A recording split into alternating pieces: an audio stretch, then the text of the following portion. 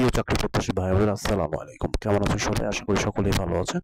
আজকে আমরা বাংলার যে অভিধানগুলো আছে, কে কোন অভিধানগুলো লিখেছেন সে সম্পর্কে কথাগুলো বলার চেষ্টা করব। তো বাংলা থিসারাস বা সমার্থক শব্দের যে অভিধানটি আছে সেটি কে লিখেছে, অর্থাৎ যে সম্পাদকেরা আছেন, অর্থাৎ কে কোন বই লিখেছেন, যে এই ব্যাপারে যে সম্পাদকগুলো আছে সেই সব সম্পাদকগুলো সম্পর্কে আজকে আমরা ক্লিয়ার ধারণা নিব। বাংলার থিসারাস সমার্থক শব্দ অভিধান লিখেছেন হলো অশোক মুখোপাধ্যায়, অর্থাৎ সমার্থক শব্দের যে অভিধানটি আছে সেটা লিখেছেন অশোক মুখোপাধ্যায়। এবং বাংলা একাডেমি সংক্ষিপ্ত বাংলা অভিধান এটি লিখেছেন আহমদ শরীফ। বাংলাদেশের আঞ্চলিক ভাষার অভিধান এটি লিখেছেন হলো ডক্টর মোহাম্মদ শহীদুল্লাহ।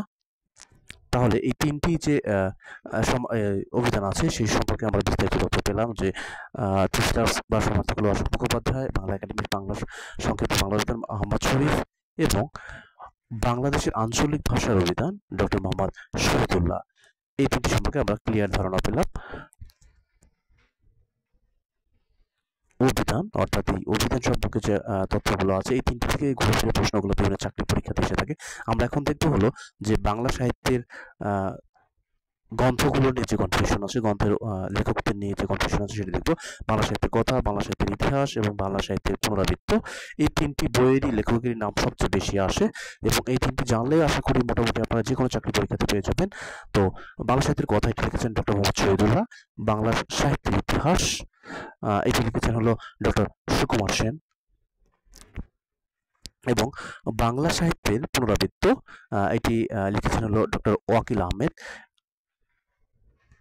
এই তিনটি বই চাকরি পরীক্ষার জন্য অনেক বেশি গুরুত্বপূর্ণ।